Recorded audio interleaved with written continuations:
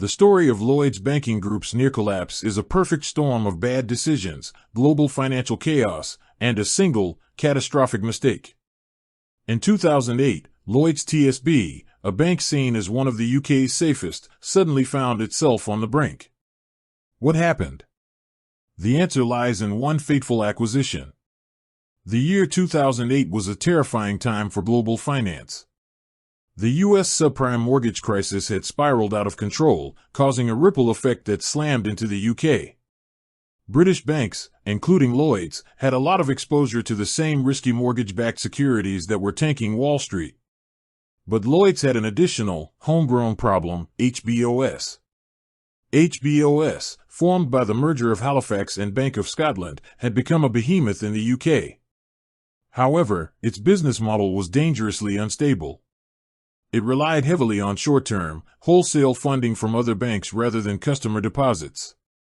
When the credit markets froze in 2008, this funding lifeline vanished. HBOS was bleeding money and on the verge of collapse. Chart decreasing. Under pressure from the government to prevent a systemic collapse, Lloyds TSB was encouraged to acquire HBOS. The idea was to create a new banking giant that would be too big to fail. But it was a rushed deal with minimal due diligence. Lloyds management, believing the government would provide a safety net, dramatically underestimated the scale of BOS's problems. The moment the deal was signed, all of BOS's toxic assets became Lloyds' responsibility.